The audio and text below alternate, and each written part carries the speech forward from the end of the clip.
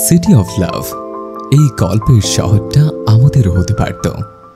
সূর্য উঠল না, নাক মুখ কুচকে বলল, অনেক ধকল গেছে আজ আমার উপর থেকে, একটু তো বিশ্রাম নিতে দাও। পৃথা শুনল না সূর্যের কোনো কথা।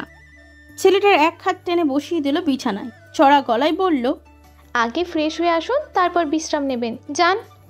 সূর্য বিরক্ত হলো ভীষণ, শরীরটা ম্যাচ ম্যাচ করছে, একটু শুয়ে বিশ্রাম নিবে তা না। এই মেয়েটা আজ জেগে কেন আছে কে জানে, জেগে না থাকলে সে একটু বিশ্রাম নিতে পারত। সূর্য একরাশ বিরক্তি নিয়ে উঠে দাঁড়ালো বিছানা থেকে, নাক মুখ কুচকে বাড়ির পোশাক নিয়ে ঢুকলো ওয়াশরুমের ফ্রেশ হতে। বেশ অনেকটা সময় নিয়ে গোসল সেরে সূর্য বেরিয়ে এলো বাইরে। সম্মুখে তাকিয়ে অবাক হলো সে। পৃথা বিছানা থেকে বই খাতা গুছিয়ে খাবার প্লেট নিয়ে বসে আছে সেখানে। এই দৃশ্য বিশ্বাস করতে যেন কষ্ট হলো সূর্যের। সে ভুল দেখছে না তো? যে মেয়ে তাকে পাত্তা দেয় না, ভালোভাবে একটু কথা বলে না, সব সময় চড়া মেজাজে বসে থাকে, সে কিনা আজ তার জন্য খাবার নিয়ে বসে আছে। আশ্চর্য। সূর্য চোখ বন্ধ করে আবার খুলল। না, ভুল দেখছে না সে, সত্যিই পৃথা খাবার নিয়ে বসে আছে তার জন্য। সূর্য এগিয়ে গেল বিছানার পানে, অবিশ্বাস্য কণ্ঠে বলল, তুমি আমার জন্য খাবার এনেছ? পৃথা অপ্রস্তুত হলো আবারও, আমতা আমতা করে বলল, তা তো প্রতিদিনই আনি, শুধুমাত্র প্রতিদিন ঘুমিয়ে থাকি আর আজ জেগে আছি, এইটুকুরই পার্থক্য। সূর্য আর কথা বাড়ালো না। তার বউ যে তার জন্য খাবার নিয়ে এসেছে এই তো অনেক। এরপর আবার বেশি কিছু কথা বলতে গেলে দেখা যাবে এইটুকু যত্ন কপালে চুটবে না। সূর্য বসে পড়লো বিছানায়, খাবার প্লেট হাতে নিয়ে বলল, পাশে বসো, খাইয়ে দিচ্ছি তোমাকে। পৃথা খায়নি, সূর্যের জন্যই বসেছিল এতক্ষণ। এই কয়দিনে সূর্যের হাতে খেতে খেতে তার হাতে খাওয়াটা কেমন একটা বদ অভ্যাসে পরিণত হয়ে গেছে পৃথার। কিন্তু এই মুহূর্তে এসে ভিতরে ভিতরে একটা অস্বস্তি বোধ হচ্ছে ভীষণভাবে। এই কদিন তো সূর্য তাকে ঘুমের মধ্যে খাইয়ে দিচ্ছে, তাই তেমন কোনো উপস্থিতির টের পায়নি হৃদয়ে। কিন্তু আজ তো জেগে আছে, কেমন একটা লাগছে ভিতরে ভিতরে। একটু লজ্জা, একটু অস্বস্তিবোধ, একটু ভালো লাগা, সব মিলিয়ে মিশ্র এক অনুভূতির আভাস পাচ্ছে সে নিজের হৃদয়ে। পিতা চোখ ঘুরিয়ে এদিকে ওদিকে তাকালো, কণ্ঠ স্বাভাবিক রাখার চেষ্টা চালিয়ে বলল, আমি খেয়েছি, আপনি খেয়ে নিন এখন। সূর্য শীতল দৃষ্টিতে তাকালো পৃথার পানে, ঠান্ডা কণ্ঠে বলল, তোমার মুখ দেখলে তোমার পেটের খবর আমার কাছে চলে আসে। পাশে বসো, খাইয়ে দিচ্ছি। পৃথা অবাক হলো। আনমনেই মুখে হাত চলে গেল মেয়েটার। তার মুখে কি লেখা আছে যে সে খায়নি, অপেক্ষা করে বসে রয়েছে? আয়নায় দেখতে হচ্ছে তো বিষয়টা। পৃথার ভাবনার মধ্যে সূর্য মৃদু কণ্ঠে থমকে উঠল তাকে, ভারী স্বরে বলল, কি হলো, বসো। পৃথা আর বিরক্তি করলো না। এত রাত পর্যন্ত বসে থাকতে থাকতে পেটে ক্ষুধায় লাল বাতি জ্বলতে শুরু করেছে। এই লাল বাতির যন্ত্রণা থেকে অস্বস্তিবোধ উপেক্ষা করে খেয়ে নেয় ভালো। পৃথা বসে পড়লো সূর্যের পাশে। সূর্য সময় নিল না, মেয়েটা বসতেই ছোট্ট ছোট্ট লোকমা করে তুলে দিতে শুরু করলো তার মুখে, আর সাথে সাথে নিজেও খেতে শুরু করলো তৃপ্তি নিয়ে। বেশ কিছুটা সময় নিয়ে দুজনের খাওয়া শেষ করলো। অতপর দুই দিকে দুইজন মুখ ঘুরিয়ে শুয়ে পড়লো বিছানায়। কিন্তু আজ কেন যেন পৃথা অন্যদিকে মুখ ঘুরিয়ে শুয়ে থাকতে পারলো না। অল্প সময়ের ব্যবধানে সে ঘুরে গিয়ে তাকালো সূর্যের পানে, মায়া হলো ভীষণ। লোকটা নিশ্চয়ই খুব ক্লান্ত, তখন কেমন এসেই শুয়ে পড়লো। এতদিন করতে চাওয়া প্রশ্নটা নিজের ভিতরে চেপে রাখতে পারলো না পৃথা, হুট করেই বলে ফেললো, আপনার কি খুব বেশি ক্লান্ত লাগছে? সূর্য অন্যদিকে মুখ করে জবাব দিল, ঠিক ক্লান্ত না, তবে সারাদিনের কাজকর্মে হাঁপিয়ে উঠেছে ভীষণ, মাথাটাও ধরেছে। পৃথা বিছানায় উঠে বসলো, ইতস্তত করে বলল, আপনার মাথাটা টিপে দেবো আমি, দেখবেন আর মাথা ব্যথা থাকবে না। সূর্য অবাক হলো, তড়িৎ গতিতে সে তাকালো পৃথার পানে। আজ কি হয়েছে মেয়েটার, এতটা খেয়াল রাখছে তার? তবে কি পৃথা সব মেনে নিতে শুরু করেছে? ভেঙে গেছে কি তার অভিমান? সূর্য খানিকটা অবাক সুরেই বলল, সূর্য আজ কোন দিক থেকে উঠেছিল? এত রাত অবধি জেগে আছো, আমার জন্য খাবার আনছো, আবার এখন বলছো মাথা টিপে দেবে? পৃথার কেমন ভালো লাগলো না সূর্যের কথাগুলো। সে কি স্বামীর প্রতি একটু মায়া করে কিছুই করতে পারে না? তাছাড়া আজ যা যা করেছে তাতে তার কতটা অস্বস্তি বোধ হয়েছে তা কি এ জানে? জানে তো নাই, উল্টে তার অস্বস্তি বোধকে আরও বাড়িয়ে দিতে কতগুলো কথা বলল। পৃথা মাথা নুয়ে ফেললো, মিনমিনিয়ে কণ্ঠে বলল, ঠিক আছে, দেব না মাথা টিপে। সূর্য এক দণ্ড সময় ব্যয় করলো না, তড়িঘড়ি করে মাথা রাখলো পৃথার কোলে, ক্যাবলার মতন হেসে বলল, এই না না, আমি তো মজা করছিলাম একটু, এই মাথা টিপে দাও আমার। পৃথা শিউরে উঠল সূর্যের এহেন স্পর্শে। ভিতরে ভিতরে অস্বস্তি বোধেটা যেন আরও ডানা মেলল, হৃদস্পন্দন বাড়ালো দ্রুত, ঢোক গিলল পৃথা। অতপর বলল, বালিশ আছে তো। সূর্য শীতল দৃষ্টিতে তাকালো পৃথার পানে, মৃদু কণ্ঠে বলল, তোমার কোলে মাথা রেখে যে শান্তি আমি পাচ্ছি, তা ওই নরম তুলতুলে শিমুলতলের বালিশেও নেই। পৃথা আর বলল না কিছুই। লাজুক ভঙ্গিতে নিজের নরম হাত রাখলো স্বামীর মাথায়, আলতো হাতে টিপে দিতে শুরু করলো মাথাটা। সূর্য পরম আবেশে নিজের চোখ দুটো বন্ধ করে নিল। কিঞ্চিত সময় নিয়ে বলল, তোমার হাত দুটো বেশ নরম বউ। পৃথা লজ্জা পেল, লাজুক হেসে বলল, আর আপনার কপালটা ভীষণ শক্ত। দুপুরের তপ্ত রোদ্দ চারিদিকে খাকা করছে যেন। সেই রোদকে মাথায় নিয়ে কলেজের সম্মুখে দাঁড়িয়ে রয়েছে পৃথা এবং ইরা। একটু আগেই কলেজের ছুটি হয়েছে তাদের। প্রতিদিন তাদের ছুটির আগে বাড়ির গাড়িটা দাঁড়িয়ে থাকে এখানে তাদের অপেক্ষায়, কিন্তু আজ এখনো আসছে না কেন কে জানে। চারিদিকে একটু লোক সমাগম বেশি আছে, আশেপাশে কিছু একটা ঘটেছে সম্ভবত। এতক্ষণ ক্লাসে থাকার দরুন তারা জানে না কিছুই, তবে দলে দলে লোকজন যেভাবে ছোটাছুটি করছে তাতে মনে হচ্ছে মারাত্মক কিছু ঘটেছে। সকলের চোখে মুখেই কেমন আতঙ্কের ছাপ। পৃথারীরা চেয়ে চেয়ে দেখছিল সকলকে। এর মধ্যে কতগুলো ছেলে এসে দাঁড়ালো তাদের পাশে। সম্ভবত এই কলেজেরই শিক্ষার্থী এরা। কলেজের ড্রেস দেখে তো তাই মনে হচ্ছে। ছেলেগুলোর মধ্যে একজন হঠাৎ বেশ আতঙ্কের স্বরে বলল, দেখলি কি নির্মমভাবে মারলো লোকটাকে? ছেলেটার কথা শেষ হতে না হতে আর একজন ছেলে বলল, বুকটা একদম গুলি মেরে ঝাঁঝরা করে দিয়েছিল, দেখেছিস? আর একজন বলল, ওদের প্রশিক্ষণই দেওয়া হয় এমন মায়া দয়াহীনভাবে। ইরার পৃথা পাশে দাঁড়িয়ে দাঁড়িয়ে শুনল ছেলেগুলোর কথা। ভিতরে ভিতরে কৌতূহল অনুভব করলো তারা, কে আবার কাকে মেরেছে, আর মারারও আবার প্রশিক্ষণ দেওয়া হয় নাকি। ইরা কিছুটা কৌতূহল নিয়ে ছেলেগুলোকে প্রশ্ন করলো, কি হয়েছে ওখানে? ছেলেগুলো ওদের দিকে তাকালো। একজন বলল, আরু শেখ তার ক্যারিয়ারে চতুর্থ এনকাউন্টারটা করে ফেলেছে আজ এখানে। আরু শেখ চমকালো। পৃথা এবং ইরা নামটার সাথে সাথে হানা দিল তাদের মস্তিষ্কে। গোল গোল চোখে তাকালো একে অপরের পানে, কিন্তু পরক্ষণে দুজনে হেসে উঠলো হো হো করে। কী সব আজগুবি চিন্তা ভাবনা করছে তারা। তারা যে আরুষকে চেনে, সে আর এনকাউন্টার, অবিশ্বাস্য ব্যাপার। তুর্যের একটা ধমক খেয়ে প্যান্টে মুতে দেওয়ার মতন অবস্থা হয় আরুষের, আর সে কিনা করবে এনকাউন্টার। মনে মনে নিজেদেরকে ভাবনাকে ধিক্কার জানালো দুজন। পৃথা হাসি থামিয়ে উকিঝুঁকি মেরে দেখতে চাইলো এনকাউন্টার হওয়া স্থানটাকে। তবে জনমানবের অতিরিক্ত ভিড়ে এখান থেকে কিছুই দেখা যাচ্ছে না। পৃথা তাকালো ইরার পানে, অতঃপর বলল, চলো আমরা ওখানে গিয়ে দেখে আসি। আমি আগে কখনো এত বড় অপরাধীও দেখিনি, আর এনকাউন্টার হতেও দেখিনি। ইরা উৎসুক হলো, কৌতূহলী হয়ে বলল, আমিও বাস্তবে দেখিনি কখনো। ওই টিভিতে নাটক সিনেমায় একটু আধটু যা দেখেছি শুধু। নিশ্চয়ই এই এনকাউন্টার করা অফিসারগুলো সুদর্শন হবে ভীষণ। ননদভাবে দুজনেই উৎসুক হয়ে পড়ল এনকাউন্টারের লাশ এবং অফিসারদের দেখার জন্য। নিজেদের মধ্যকার কথোপকথনের সমাপ্তি ঘটিয়ে তারা পা বাড়ালো সম্মুখের দিকে, কিন্তু এনকাউন্টারের ঘটনাস্থল পর্যন্ত আর যাওয়া হলো না তাদের। দু কদম এগোতেই হুট করে একটা কালো রঙের তেল চকচকে গাড়ি এসে ব্রেক কষল সম্মুখে। হকচকে উঠল পৃথা এবং ইরা, কিন্তু পরক্ষণে নিজেদের সামনে নিল দুজন। গাড়িটা কেমন পরিচিত পরিচিত মনে হচ্ছে। একটু এগিয়ে গাড়ির কাছে যেতেই গাড়ির পিছনের দরজাটা খুলে গেল। ভিতর থেকে দৃশ্যমান হলো তুর্যের মুখখানা।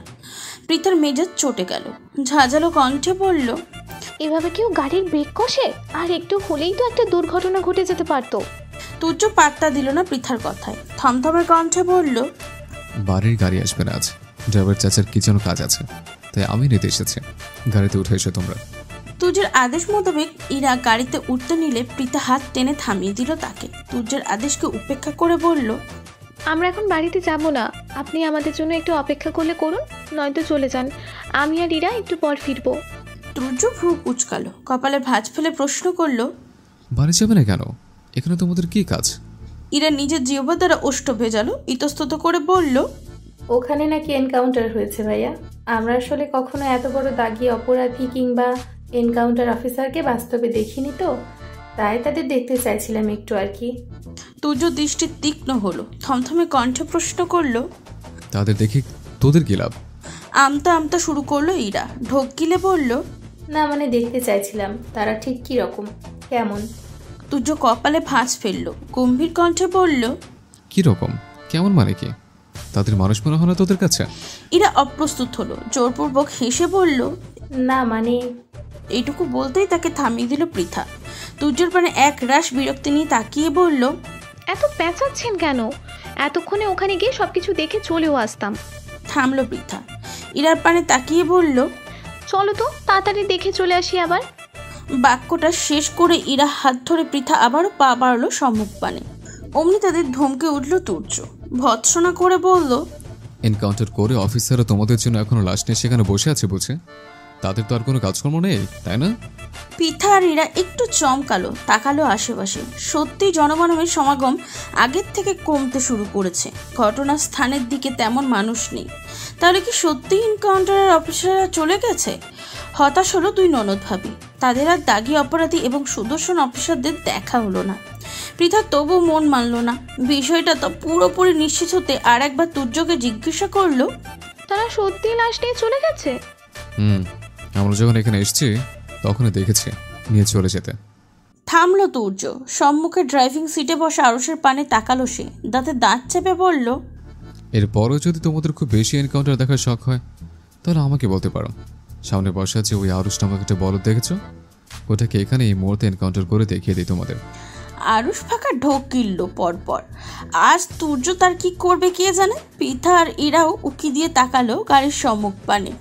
এতক্ষণ গাড়ির পিছনের অংশে দাঁড়িয়ে দাঁড়িয়ে তুর্যের সাথে বাক্য প্রলাপের দরুন সামনে বসা আরুষকে খেয়ালই করেনি তারা।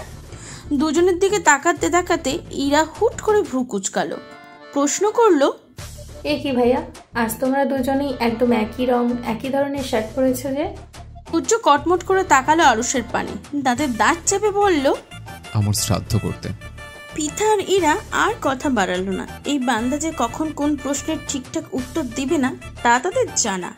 তার উপর এখানে এই দুপুরে চড়া রোদে দাঁড়িয়ে থেকেও তো আর লাভ নেই কোনো। তাই দুজনেই চুপচাপ উঠে বসলো গাড়িতে। আরুষও দেরি করলো না। পৃথা এবং ইরা উঠে বসতেই গাড়ি চালানো শুরু করলো। দুপুরে তপ্ত রৌদ্র, সূর্যটা খাঁকা করে প্রকৃতিতে তার দাপট দেখাচ্ছে। চারিদিক নীরব নিস্তব্ধতায় ঘেরা। আশেপাশে বাড়ি ঘর নেই কোনো।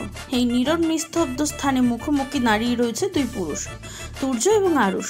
তুর্য বাঘের নেই ধারালো দৃষ্টি নিক্ষেপ করে রয়েছে আরুষের পানে। আর বেচারা আরুষ কাচমুচো করে দাঁড়িয়ে রয়েছে তার সম্মুখে। বেশ কিছুটা সময় অতিবাহিত হলো দুজনের নীরবতাতে। অতবার হুট করে তুর্য বাজখাই কণ্ঠে চেঁচিয়ে বলল, তুই এনকাউন্টারটা করলি কেন বেয়াদব? এটা কোনো এনকাউন্টার করার সময় ছিল? আরুষ কেঁপে উঠল তুর্যের ধমকে। এলোমেলো দৃষ্টি ফেলে বলল, একটু রাগ উঠে গিয়েছিল স্যার। তুর্য চোখ বড় বড় করে তাকালো আরুষের পানে। তেড়ে গিয়ে বলল, একটু রাগ উঠেছে বলে তুই সোজা এনকাউন্টার করে দিবি ওকে? কতবার বলেছে নিজের রাগ সামলাতে। আরুষ মনে মনে ভেঙচি কাটলো। তুর্যের সম্মুখে জোরে কিছু বলার সাহস না থাকলেও বিড়বিড়িয়ে বলল, নিজের রাগ নিজেই সামলাতে পারে না, অথচ আমাকে বলছে রাগ সামলাতে। আপনারা তো চেলা, তাই রাগটাও আপনার মতোই হবে, এতে আমার কোনো দোষ নেই। আরুষের কপাল ভালো, তুর্য শুনল না তার নিচু কণ্ঠের কথাগুলো। সে নিজের কোট ধরে রেখে আবার বলল, তোকে আমি কতবার বলেছি রাগ উঠলেও সামলে রাখবি। এমনি শাহিন মির্জাকে নিয়ে ঝামেলা আছে, তার মধ্যে আমার রতন বাবুকে উড়িয়ে দিলে। বুঝতে পারছিস কতটা ভুগতে হবে এটা নিয়ে? আরুষ সময় নিল একটু, ঢোক গিলে বলল, কিন্তু রতনবাবুর এনকাউন্টারের অর্ডার তো স্যার আগে থেকেই ছিল আমাদের উপরে। তুর্য তেতে উঠল, তাতে দাঁত চেপে বলল, আদেশ থাকলে এনকাউন্টার করতে হবে। শাহিন মির্জার লোকেরা আমাদের উপর খেপে আছে এমনি। এখন রতনবাবুর লোকেরও পেছনে লাগবে। এদিকে অপারেশনটাও খুব গুরুত্বপূর্ণ। তাছাড়া রতনবাবুর থেকে কেস সম্পর্কে কিছু তথ্য পাওয়া গেলেও যেতে পারত। কিন্তু তুই কি করলি? একদম এনকাউন্টার করে রতনবাবুর মুখটা বন্ধ করে দিলি। আরুষের ভিতরে কিঞ্চিত অনুতাপ বোধ জাগলো। বুঝলো ক্রোধের বসে সে ভুল করে ফেলেছে একটা। কাচুমাচু ভঙ্গিতে বলল, সরি স্যার, আমি বুঝতে পারিনি। তুর্য চোখ বন্ধ করে নিল। জোরে জোরে কয়েকটা নিঃশ্বাস নিয়ে নিজের ক্রোধ দমনের ব্যর্থ চেষ্টা চালালো। অতঃপর চোখ খুলে বলল, তোর মাথার উপর আগে থেকে 3টে এনকাউন্টার চলছে আরুষ। সব দাগি আসামিদের। তাদের চেলারা তোর নাগাল পাওয়ার জন্য মরিয়া হয়ে উঠেছে। তার মধ্যে তুই আবার আরেকটা এনকাউন্টার সেরে ফেলেছিস। আরুষ সাথে সাথেই জবাব দিল, 4টা এনকাউন্টারের সব তো আমি করিনি স্যার, 2টো আমি করেছি, 2টো আপনি করেছেন। তা আমি জানি, তুই জানিস, আর কর্তৃপক্ষ জানে। বাইরের কেউ জানে না। তাই তাদের নজরটা শুধুমাত্র অফিসার আরুষ শেখের উপরে, আমার উপরে নয়। থামলো তুর্য। আরুষের পানে আবার তেড়ে গিয়ে বলল, তাছাড়া ওখানে পৃথা আর ইরার কলেজ ছিল। ওরা একবার ঘটনাস্থলে পৌঁছলে কি হতে জানিস? আরুষ তুর্যের থেকে একটু দূরে সরে গেল। নিরাপত্তা দূরত্বে দাঁড়িয়ে বলল, আপনার সাথে সাথে আমিও বউ হারাতাম স্যার, এর বেশি আর কি হতো? কটমট করলো তুর্য। দাঁতে দাঁত চেপে বলল, এক থাপ্পড়ে তোর দাঁত কপাটি ফেলে দেবো, মির্জাফরের বংশধর। আমার বড় বড় কথা বলছিস? আরুষ দাঁত কেলিয়ে হাসলো। নির্বিকার ভঙ্গিতে বলল, আপনার বোনকে আগে বিয়েটা করি, তারপর 1 থাপ্পড়ে না পারলে 5 থাপ্পড়ে সব দাঁত ফেলে দিন স্যার।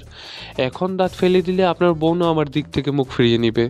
আর তার থেকেও বড় কথা হলো, আমার বিয়েতে বরযাত্রী নিয়ে যখন আপনাদের বাড়িতে যাব, তখন ওই বড় বড় গরু, ছাগল, মুরগির পিসগুলো চিবিয়ে চিবিয়ে খেতে হবে না? দাঁত না থাকলে খাবো কি করে? আমার বোনকে তোর মতো একটা গর্ধবের সাথে কখনো বিয়ে দেবো না।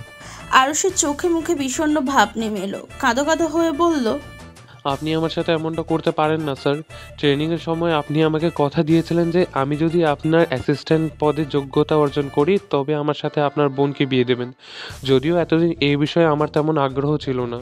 কথাটা বলে থামলো আরুষ, লাজুক হেসে আবার বলল, কিন্তু এখন আপনার বোনকে দেখার পর থেকে আমার হৃদয়ের ঘন্টা বেজে গেছে, উথাল পাথাল ঢেউয়ের সৃষ্টি হয়েছে। এখন আর তাকে ছাড়া আমার পক্ষে সম্ভব না।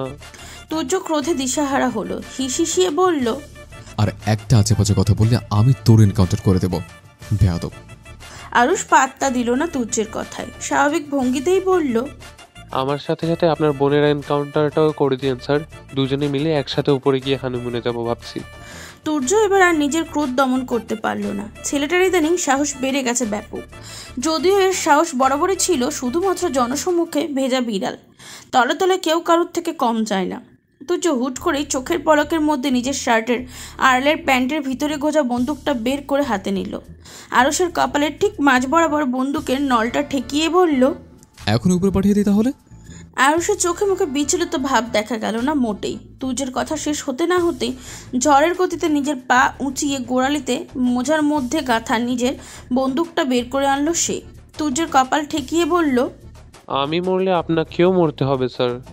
আপনি আমাকে গুলি করার পর ঠিক যে কয় সেকেন্ড আমার দেহে প্রাণ থাকবে, ওই কয় সেকেন্ড আপনিও শেষ। থামলো আরুষ, বাঁকা হেসে বলল, আমি একা মরায় বিশ্বাসী নই স্যার। নিজের হত্যাকারীকে নিজ হাতে মেরে তারপর মরায় বিশ্বাসী। তুর্য আরুষের কপাল থেকে বন্দুক সরিয়ে নিল, ফিচেল হেসে বলল, আমি ইমপ্রেসড। থামলো তুর্য, দাঁতে দাঁত চেপে বলল, আজ শুধুমাত্র এই কথাটার জন্য বেঁচে গেলে তুই, নয়তো এই মুহূর্তে তোর পাছায় লাথি মেরে অপারেশন থেকে বের করে দিতাম। আরুষ তুর্যের কপাল থেকে বন্দুকটা সরিয়ে নিল, বুকে হাত দিয়ে বড় বড় কয়েকটা নিঃশ্বাস নিল। কত সাহস বুকে নিয়ে এসে এতক্ষণ তুর্যের সম্মুখে দাঁড়িয়েছিল তা একমাত্র সেই জানে। এই তুর্য বেটাকে তো বিশ্বাস নেই, এ সত্যি সত্যি তাকে গুলি করে দিতে পারত। আরুষে তো 1 সেকেন্ডের জন্য মনে হয়েছিল এই তার জীবনের অন্তিম ক্ষণ। তুর্যের বোনকে বোধহয় এই জন্মে আর বিয়ে করা হলো না। তারপর যেভাবেই হোক রতনবাবুকে মেরেও এই যাত্রায় বেঁচে গেল বেচারা। আরুষ কয়েকটা নিঃশ্বাস নিয়ে নিজেকে ধাতস্থ করলো, কণ্ঠ কিছুটা স্বাভাবিক করে বলল, আমি যা করে ফেলেছি রাগের মাথায় করেছি স্যার, কিন্তু এখন অপারেশনটা আমার স্বপ্ন। তুর্য তাকালো আরুষের পানে। সে নিজেও জানে এটা আরুষের স্বপ্ন। এই পেশায় আসার পর আরুষের প্রথম বড় কোনো কাজ এটা। তুর্য এবারে বেশ ঠান্ডা কণ্ঠেই বলল, স্বপ্ন হলে ধীর গতিতে মাথা কাটিয়ে সেই স্বপ্ন পূরণের পথে পা বাড়াতে হয়। আমরা এখন এমন অবস্থানে নেই যে হুটহাট মাথা গরম করে সিদ্ধান্ত নিয়ে নেব। আরুষ মাথা নিচু করে ফেললো, কাচুমাচু হয়ে বলল, সরি স্যার। এসব সরি তোর কাছে রাখ, আর ভাবতে থাক এনকাউন্টারের ব্যাপারে নাজিম স্যারকে কি জবাব দিবি। আরুষ ঢোক কিনল, ভয়ার্ত কণ্ঠে বলল, এবারের মতন ওনার হাত থেকে বাঁচিয়ে নিন স্যার। উনি আমাকে এমনিতেও সহ্য করতে পারেন না।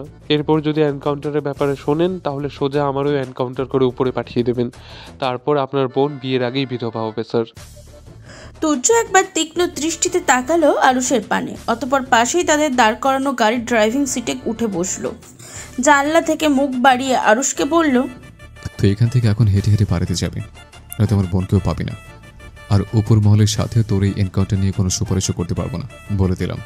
আরুষ আতকে উঠল। যে বাড়িতে সে থাকে তার দূরত্ব এখান থেকে কমপক্ষে 2 কিলোমিটার। এই পুরো পথটা হেঁটে যাবে সে? আরুষ ছুটতে গেল গাড়ির পানে, ব্যস্ত হয়ে বলল, আমি এতটা পথ কী করে হেঁটে যাব? আমার পা ফুলে যাবে। আমার উপরে এত জুলুম করবেন না স্যার। আমাকে প্লিজ গাড়িতে নিয়ে নিন, দরকার হয় অর্ধেক পথে গিয়ে নামিয়ে দিন।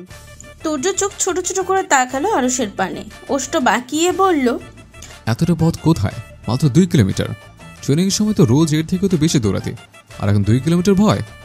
মহিলাদের মতো ঢং পাততে আরুষ, নয়তো টানা 10 কিলোমিটার দৌড়াতে হবে তোকে। আর হ্যাঁ, অবশ্যই হেঁটে হেঁটে আমার বাড়ি যাবে, তোর বাড়িতে না। আরুষ আরও কিছু বলবে তার আগেই তুর্য গাড়িতে স্টার্ট দিল। শাসাই করে গাড়িটা নিয়ে চলল সম্মুখের দিকে। আরুষ হকচকিয়ে গেল, সময় ব্যয় না করে গাড়ির পিছনে ছুট লাগালো, চিৎকার করে বলল, স্যার আমাকে ফেলে যাবেন না, আমাকে নিয়ে যান। তুর্য শুনল না আরুষের কোনো কথা, গাড়ি থামালো না সে। আরুষের মেজাজ বিগড়িয়ে গেল। লোকটা সব সময় ওর সাথে এমন করে। বাড়িতে মায়ের সাথেও পারে না, বউয়ের সাথেও পারে না, পারে শুধুমাত্র ওর সাথে। আরুষ ক্রোধে দিশাহারা হলো, ব্যস্ত হয়ে তাকালো আশেপাশে। একটা অর্ধখণ্ড ইটের টুকরো চোখে পড়লো তার।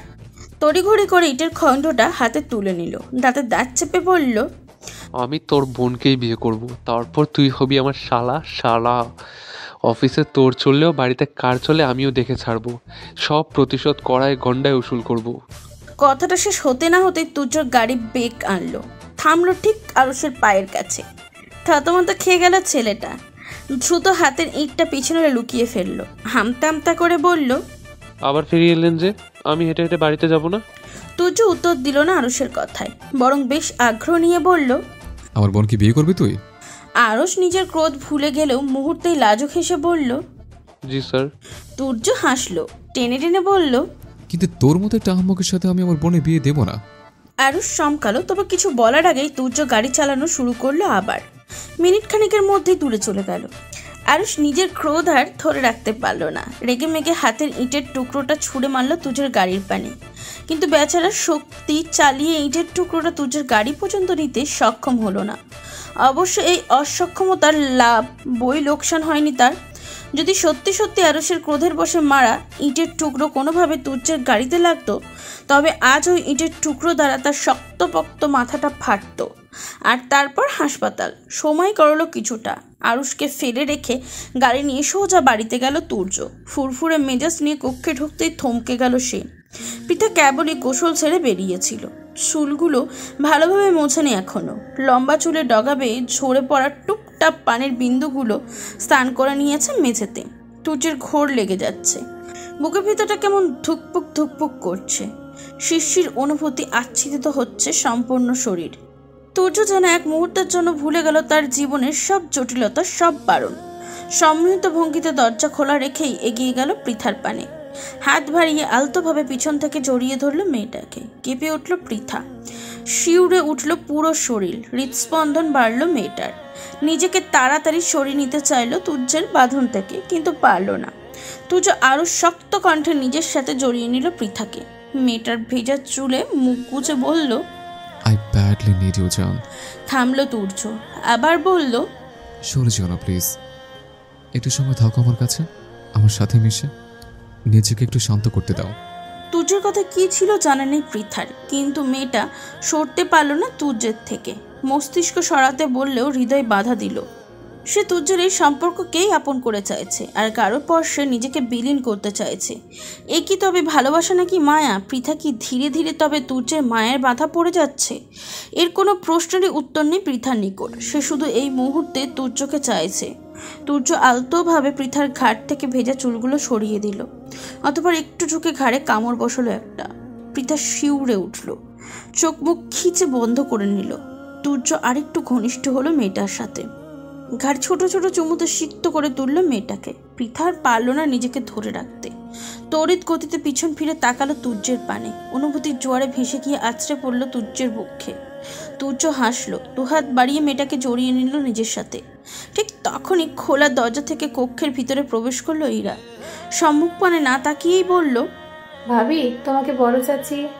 ব্যাস এইটুকুতেই মুখ বন্ধ করতে হলো মেয়েটাকে। সম্মুখপানে তাকিয়ে ভূত দেখার মতন চমকে উঠল সে। কি করতে সে কি দেখে ফেললো এরা? হঠাৎ চিৎকার করে উঠল মেয়েটা। দুহাত জলদি নিজের চোখে চেপে ধরে বলল, আমি কিছু দেখিনি, আমি কিছু দেখিনি। পৃথা আর তুর্য চমকালো। মেয়েটা ছিটকে দূরে সরে যেতে চাইল তুর্যের থেকে, কিন্তু তুর্য যেতে দিল না, বরং আরো শক্ত করে নিজের সাথে জড়িয়ে নিল পৃথাকে। অতঃপর একরাশ বিরক্তি নিয়ে সে তাকালো ইরার পানে, নাক মুখ কুচকে বলল, আমার শান্তি সহ্য হয় না, আমার প্রেমে অ্যালার্জি আছে তোদের, সব আহম্মকের দল। এরা অপ্রস্তুত হলো। এখানে এসে এমন একটা পরিস্থিতিতে পড়বে জানলে কোনোদিনই আসতো না। সে তো জানতোই না তুর্য ঘরে ফিরেছে। ইরা আমতা আমতা শুরু করলো, ইতস্তত করে বলল, না মানে বড় চাচি ভাবিকে খাবার খেতে ডাকছিল তাই। তুর্য নির্লিপ্ত ভঙ্গিতে বলল, তো যা, আমরা আমাদের কাজ শেষ করে আসছি। ইরা দাঁড়ালো না এক মুহূর্ত। এক দৌড়ে কক্ষ থেকে বেরিয়ে গেল সে। আর পৃথা বেচারি এই মুহূর্তে ইচ্ছে হচ্ছে লজ্জায় মাটির মধ্যে ঢুকে যেতে। কি নির্লজ্জ কথাবার্তা, তাও অন্য মানুষের সম্মুখে। কাজ শেষ করে আসছি মানে কি? পৃথার ভাবনার মধ্যেই তুর্য তাকালো তার পানে, আদুরে কণ্ঠে বলল, চলো বউ, আমরা আবার প্রথম থেকে শুরু করি। পৃথা ভরকে গেল, পরক্ষণে আবার তেতে উঠল। তুর্যের বাঁধন থেকে নিজেকে ছাড়াতে উদ্যত হয়ে বলল, চুপ করুন অশুভ লোক, ছাড়ুন আমাকে। তুর্য নিজের ছোট দুটো গোল করলো, একটু উঁচিয়ে বলল, আগে আরশার বেঁধে তোমাকে একটা চুমু খেতে দাও, তারপর ছেড়ে দিচ্ছে। পৃথা অগ্নি দৃষ্টিতে তাকালো তুর্যের পানে, ঝাঁঝালো কণ্ঠে বলল, একটা মানুষ এতটা নির্লজ্জ কিভাবে হয়? একটু তো শরম করুন। ইরার সামনে ছি ছি, কি ভাবলো? তুর্য চোখে হাসলো, চোখ মেরে বলল, খোঁজ নিয়ে দেখো, তুমি ঠিক যতটা লজ্জা পাচ্ছ না, ওরা তোমার এই লজ্জার থেকে অধিক তোমাদের নিয়ে ভেবে ফেলেছে। পৃথা অপ্রস্তুত হলো, এলোমেলো দৃষ্টি ফেলে বলল, ছাড়ুন আমাকে। আগে একটা চুমু খেতে দাও, তারপর ছাড়ছি। পৃথা কটমট করে তাকালো তুর্যর পানে। লোকটার মুখটা কি দিয়ে বানানো হয়েছে কে জানে, সর্বক্ষণ উল্টো পাল্টা নির্লজ্জ ধাঁচের কথা বেরোতেই থাকে। তার বা মা খুঁজে খুঁজে এই নির্লজ্জ লোকটাকেই পেয়েছিল তার সাথে বিয়ে দেওয়ার জন্য। 10 বছর বয়সে যখন বিয়ে দিয়েছে, যখন একজন ভালো সুশীল ভদ্র ছেলের সাথে বিয়ে দিত, তা না একটা অসভ্য বর্বর লোকটাকে গচিয়ে দিয়েছে তার মতো না কিশোরীর সাথে। পৃথা তাতে দাঁত চাপলো, ঝাঁঝালো কণ্ঠে বলল, আজে বাজে কথা বন্ধ করে ছাড়ুন আমাকে। মাসি কখন খেতে ডাকছেন? তুর্য ছাড়লো না পৃথাকে, দুষ্টু হেসে বলল, বিয়ে করেছি 7 বছর, অথচ বউকে একটা গাঢ় চুমু খাওয়ার সৌভাগ্য হয়নি আমার। আজ যখন একটা সুযোগ পেয়েছি, অরুণ চৌধুরী বউটা পোষ মেনে কাছে এসেছে, তখন এইভাবে ছেড়ে দেব না, কখনো না, জীবন থাকতেও না। থামলো তুর্য, ওষ্ঠ গোল করে আবার বলল, শুধুমাত্র একটা চুমুই তো, খেতে দাও না বউ, বেশি সময় নেব না, মাত্র 30 মিনিটই শেষ করব, পাক্কা প্রমিস। পৃথা বিষম খেলো, চোখ বড় বড় করে তাকালো তুর্যের পানে। 30 মিনিট ধরে মাত্র একটা চুম খাবে, তাও বেশি সময় না। সবচেয়ে বড় কথা হলো 30 মিনিট ধরে চুমু খেলে সে বাঁচবে, দম বন্ধ হয়ে মরে যাবে তো। পৃথা হতবাক কণ্ঠে বলল, 30 মিনিট মাত্র? আর 30 মিনিট ধরে একটা চুমু? আপনি কি মানুষ? তুর্য কপালে ভাঁজ ফেলল, বেশ গুরুত্বপূর্ণ অভিপ্রায় নিয়ে বলল, 2013 সালে থাইল্যান্ডের পাটনা শহরে এক দম্পতি টানা 58 ঘন্টা 35 মিনিট 58 সেকেন্ড, অর্থাৎ প্রায় 3 দিনে এক অপরকে চুমু খেয়ে বিশ্বের দীর্ঘতম চুম্বন রেকর্ড করেছিল। সেখানে আমি বিয়ে করে প্রায় 7 বছর চুমু অনাহারে কাটানোর পর বউকে মাত্র 30 মিনিট ধরে একটানা চুমু খেতে চেয়েছে। এই সময়টাকে তোমার নিকট খুব বেশি নাকি? পৃথা বিস্মিত হলো, টানা 58 ঘন্টা 35 মিনিট 58 সেকেন্ড এত লম্বা চুমু ছিল? কোন দম্পতি এই চুমু খেয়েছে? তারা মানুষ তো নাকি অন্য গ্রহের প্রাণী, মানুষের রূপ ধরে পৃথিবীতে হানা দিয়েছে? পৃথা বিস্মিত সুরে প্রশ্ন করলো, এরা কি এই প্রায় 3 দিন খাওয়া দাওয়া ছেড়ে চুমু খেয়েছিল? ওদের পেটে ক্ষুধা লাগেনি? গলায় পানির পিপাসা লাগেনি? ওয়াশরুমে যাওয়ার প্রয়োজন পড়েনি? আচ্ছা, ওরা বেঁচে আছে তো? তুর্য মাথা ঝাঁকালো, বিশ্বাসের সহিত বলল, অবশ্যই বেঁচে আছে, এখন তুমি আমাকে একখানা চুমু খেয়ে বাঁচিয়ে দাও। কথাটা বলে থামলো তুর্য, ভাবুক ভঙ্গিতে আবার বলল, 30 মিনিট একদম কম হয়ে গেছে। দীর্ঘ 7 বছর চুমু অনাহারে থাকার পর আমার অন্তত একটানা 7 দিন চুমু খাওয়া উচিত, নয়তো এই চুমুর দুনিয়ায় আমার মালিক বলে আর কিচ্ছু থাকবে না। এটা অবাক হলো, চুমুর দুনিয়া আবার কোন দুনিয়া? বাপের জন্মে তো এই নাম শোনেনি সে। লোকটা কি পাগল টাগল হলো নাকি? অবশ্যই নতুন করে আর কি পাগল হবে, এ তো আগে থেকেই পাগল, বদ্ধ উন্মাদ। পৃথার ভাবনার মধ্যেই তুর্য নিজের প্রথম চুমু খাওয়ার প্রস্তুতি নিল। ধীর গতিতে নিজের ওষ্ঠ এগিয়ে নিয়ে যেতে শুরু করলো মেয়েটার ওষ্ঠের নিকট। ভরকে গেল পৃথা, হৃদয়ের কড়া নাড়ল 7 দিনের চুমুর প্রসঙ্গটা। মাত্র 30 মিনিট চুমুর ব্যাপারটা শ্রবণেই তো তার মাথা ঘুরে উঠেছিল, তার আর এখন 7 দিন? পৃথা মাথা ঘুরে উঠল। এই চুমুখি থেকে নিশ্চিত তাকে উপরে চলে যাওয়ার টিকিট কাটতে হবে। তারপর বাংলাদেশের পেপার পত্রিকা এবং টিভি চ্যানেলগুলো বড় বড় করে তাদের শিরোনামে লিখবে, চুমু খেতে গিয়ে মৃত্যু তুর্য এবং পৃথা নামক এক দম্পতির। ব্যাস, মা নিজত সব মাটিতে। জীবন থাকতে তো এই ব্যাটার চালায় মা নিজত নিয়ে টানাটানি লাগতো মিনিটে মিনিটে।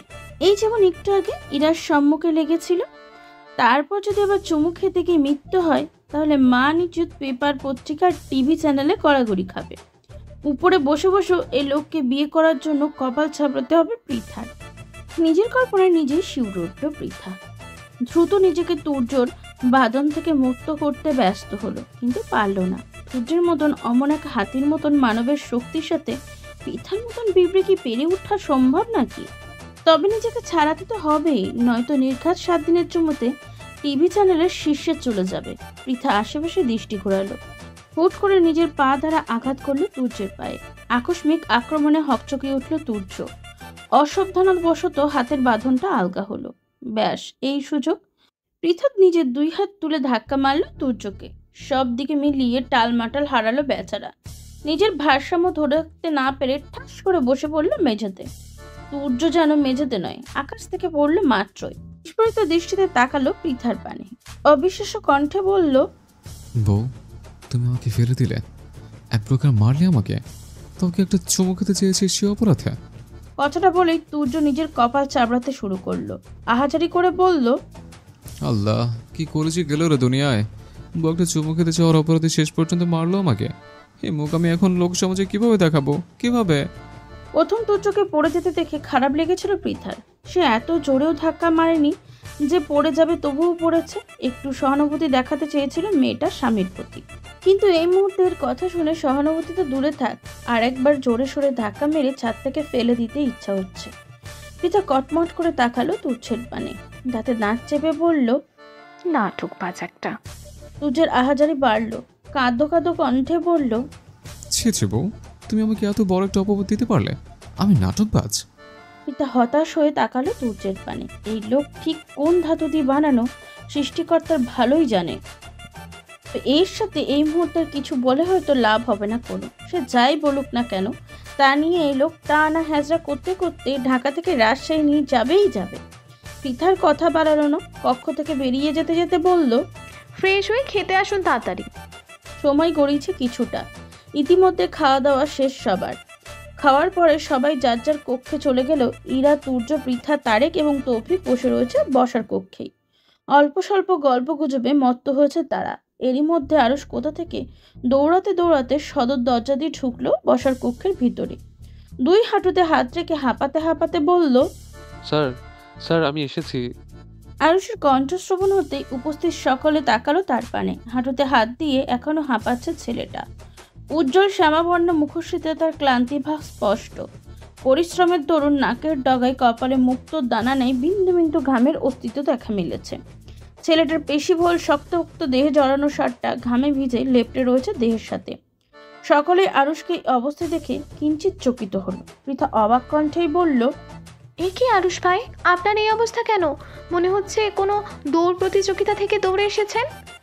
আরুষ ঠোক কিনল, জোরে জোরে কয়েকটা নিঃশ্বাস নিয়ে বলল, তার থেকে কম কিছু করিনি, পুরো 2 কিলোমিটার রাস্তা দৌড়ে এসেছি। আরুষের কথা শেষ হতে না হতে ইরা 1 গ্লাস পানি নিয়ে দাঁড়ালো আরুষের সম্মুখে। তারা দিয়ে বলল, পানিটা খেয়ে নিন আরুষ ভাই, তারপর কথা বলবেন। ইরার কণ্ঠ শুনে চোখ তুলে তাকালো আরুষ। ওষ্ঠে ফুটে উঠল তার সূক্ষ্ম হাসির রেখা। যাক, এত দৌড়ে একটু তো উপকার পাওয়া গেল।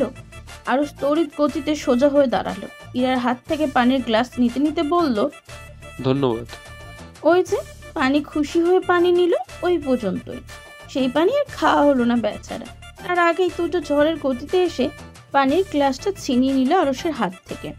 অথবা সেই হাতেই আবার 1 বোতল মিনারেল ওয়াটার ধরিয়ে দিল।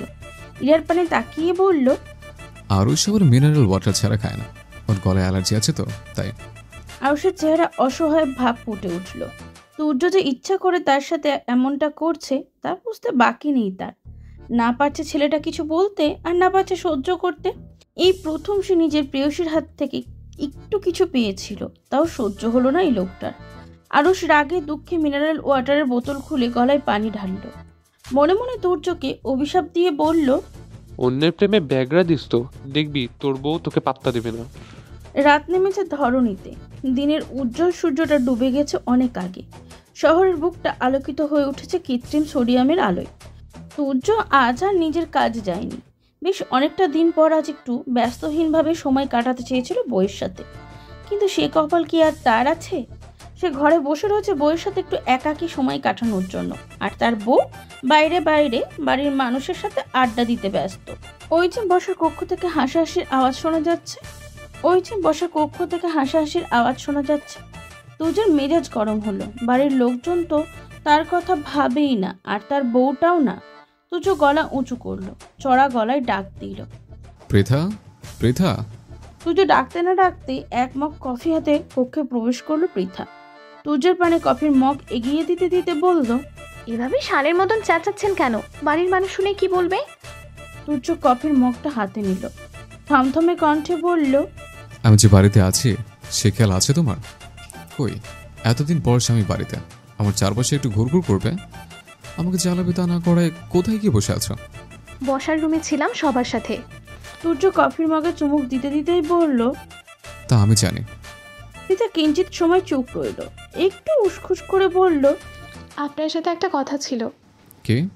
আমি রাজশাহী আব্বু আম্মুর কাছে যেতে চাইছিলাম একটু। থামলো পৃথা, আবার বলল, কিছুদিন পরই তো টেস্ট পরীক্ষা, তারপর এইচএসসি, এরপর আর সময় পাবো না যাওয়ার, তাই এখনই আপনি যদি একটু দিয়ে আসতেন ভালো হতো। তুর্য থমকে গেল, গোল গোল দৃষ্টিতে তাকালো পৃথার পানে, হতবাক কণ্ঠে বলল, এখন অব্দি আমার বউকে চুমো খাওয়া হলো না, বউয়ের সাথে বাসর করা হলো না। পৃথা এক রাশ বিরক্ত নিয়ে তাকালো তুর্যের পানে, নাক মুখ কুচকে বলল, আপনি কি ভালো হবেন না? সব সময় শুধু বাজে কথা। তুর্যের হাতে কফির মগটা পাশের টেবিলে রাখলো। ওই কফির স্বাদ পৃথার বাপের বাড়ি যাওয়ার কথা শুনেই উড়ে গেছে। তুর্যের মুখশ্রী থমথমে হলো, গম্ভীর কণ্ঠে বলল, সে তুমি যাই পারো না কেন, বাসর ছাড়া আমি আমার বউকে ছাড়বো না। তার উপর আবার ও বাড়িতে সব রাজাকার, আল বদর আল শামসে ভরপুর। পরবর্তীতে যদি ওরা জোর করে আমার বউকে আটকে রাখে? পৃথা ভ্রু কুচকালো। তুর্যের কথাগুলো সে গুরুত্বের সাথে নিবে নাকি লাগাম ছাড়া ভাবে নিবে, ঠিক মতন বোধগম্য হলো না। লোকটার গুরুত্বপূর্ণ কথাতেও যে ধরন শব্দের ব্যবহার করে, তাতে তা গুরুত্বপূর্ণ তালিকায় ফেলা যায় না। পৃথা এগিয়ে গিয়ে বিছানায় উপরে বসলো, কিছুটা ঝাঁঝালো কণ্ঠে বলল, তাদের জোর করে আমাকে আটকে রাখার প্রয়োজন হবে না, আমি নিজেই আসবো না আর এখানে। একটা অসভ্য নির্লজ্জ পুরুষ কোথাকার। তুর্য পাত্তা দিল না পৃথার কথায়, ভাবলিসীন ভাবে জবাব দিল, আগে একটু যাই তোমার বাপের বাড়িতে, যেতে দেওয়ার ইচ্ছে ছিল, এখন তাও নেই। বাপ মা ভাইতে দেখার ইচ্ছে হলে বলো, খবর দিচ্ছে, কিন্তু তোমাকে ও বাড়ি বাঁচিয়ে আবারও বউহারা হওয়ার ঝুঁকিটা আমি আপাতত নিতে চাইছি না। পৃথা বিষণ্ণ ভরা দৃষ্টিতে তাকালো তুর্যর পানে, ম্লান কণ্ঠে বলল, সেদিন হুট করে অভিমানের বশে আপনার সাথে চলে এসেছিলাম। বন্ধু বান্ধব আত্মীয় স্বজন কারো থেকে বিদায় পর্যন্ত আনিনি, কারো সাথে আর কথাও হয়নি। তাছাড়া ইদানিং বাবা মা আর ভাইয়াদের জন্য আমার মন কেমন করছে, ভীষণ কষ্ট হচ্ছে। কতদিন দেখি না বাবা মা ভাইয়াদের। তুর্যের কণ্ঠস্বর নরম হলো, এগিয়ে গিয়ে বসলো পৃথার পাশে, কোমল কণ্ঠে বলল, আমার কাজের চাপটা একটু কমুক, ছুটি পাই, তারপর তোমাকে নিয়ে রাজশাহী যাব, ততদিন একটু ধৈর্য ধরো। পৃথা আর তেমন কোনো কথা বাড়ালো না বিষয়টা নিয়ে, চোটপাট কিংবা জোর জবরদস্তি করলো না। এই কয়দিন তুর্যের ব্যস্ততা সে দেখেছে, রাত নেই দিন নেই ছেলেটা নিজের কাজের পিছনে ছুটেছে সর্বক্ষণ। যদিও পৃথা বলতে পারতো যে আপনার যাওয়ার দরকার নেই, অন্য কেউ দিয়ে আসুক, কিন্তু পৃথার হৃদয় এই বাক্য সায় দেননি। ইদানিং তার সবচেয়ে বড় অভ্যাস তুর্য নাম পুরুষটা, মানুষটাকে ছাড়া এক মুহূর্ত যেন বহু বছর মনে হয় পৃথার। এই যে আগে তুর্য যে উদ্ভট কথাগুলোর জন্য বিরক্ত হতো, এখন সেই কথাগুলোই ভালো লাগে। সারাদিনের হাজারটা চিন্তা ক্লান্তি তুর্যের ওই উদ্ভট কথাগুলোর সম্মুখে এসে ফিকে পড়ে যায়, প্রাণ খুলে তখন হাসতে ইচ্ছা হয়। পৃথার ছোট্ট হৃদয়ে তুর্য নামক ওই বলিষ্ঠ পুরুষটা আজকাল অনুভব করে। মেয়েটার বয়স কম, বাবা মা ভাইরা কখনো তাকে পুরুষ সান্নিধ্যে যেতে দেয়নি, ততটা সব সময় আগলে রেখেছে। হয়তো ছোটবেলার এই বিয়েটার কারণেই তারা পৃথাকে নিয়ে ভয়ে ভয়ে ছিল। সে যাই হোক, এক কথায় বলা যায় তুর্য তার জীবনে আসা ভালোবাসাময় প্রথম পুরুষ, যার সাথে মেয়েটা এতটা প্রেমময় বাক্যালাপে জড়িত হয়েছে, এতটা কাছাকাছি এসেছে, যার দরুন তুর্যের প্রতি পৃথার অনুভূতি তৈরি হতে সময় নেয়নি বেশি। তাছাড়া বিয়ে নামক এক পবিত্র বন্ধন তো রয়েছেই, যে বন্ধনের জোরে বিয়ে না মেনে বিয়ের আসর ত্যাগ করে এত বছর দূরে থেকেও ফিরে আসতে হয়েছে তুর্যকে। সেই বন্ধনের টান পৃথার মধ্যেও তো আছে। ইদানিং পৃথার মন তুর্যের ভালো মন্দের জন্য চিন্তা করে, তুর্যের জন্য উতলা হয়, তুর্যকে একটা নজর দেখার জন্য ছটপট করে, মানুষটাকে একটা বার জড়িয়ে ধরার জন্য ছটপট করে পৃথার হৃদয়। আচ্ছা, এই অনুভূতির নাম কি? এই অনুভূতি কি তবে ভালোবাসা? জানে না পৃথা, তবে সে এইটুকু জানে সূর্য নামক ওই পুরুষটার মধ্যে সেই বাজেভাবে আটকে গেছে। তাকে ছাড়ে বের হওয়ার আর উপায় নেই। পৃথার ভাবনার মধ্যেই সূর্য হঠাৎ চেঁচিয়ে উঠল, বুকে হাত দিয়ে চিৎকার করে বলল, আমার ভীষণ বুকে ব্যথা হচ্ছে বউ। পৃথা চমকালো, ঘাড় ঘুরিয়ে তাকালো সূর্যের পানে। ছেলেটাকে বুকে হাত দিয়ে থাকতে দেখে হৃদয় কাঁপল। এই মাত্রই তো একদম ঠিক ছিল লোকটা, কত কি বলল, এর মধ্যে হঠাৎ কি হলো? অস্থির হলো পৃথা, বিচলিত কণ্ঠে বলল, বেশি ব্যথা হচ্ছে? কোথায় ব্যথা হচ্ছে দেখি, আমাকে দেখান। সূর্য বুকে হাত দিয়ে বিছানায় শুয়ে পড়ল, জোরে নিঃশ্বাস নিতে নিতে বলল, আমার মধ্যে হার্ট অ্যাটাক হয়েছে বউ। হার্টের মধ্যে কেমন করছে? থামলো সূর্য, নিঃশ্বাস আটকে থেমে থেমে আবার বলল, উফ, কি চিনচিনে ব্যথা হচ্ছে বুকের মধ্যে, দম বন্ধ আসছে। আমি বোধহয় আজকেই শেষ। শেষ মানে কি? পৃথা আরো অস্থির হলো, দুমড়ে মুচড়ে উঠল তার কলিজাটা। সত্যি যদি হার্ট অ্যাটাক করে মানুষটা, তখন কি হবে?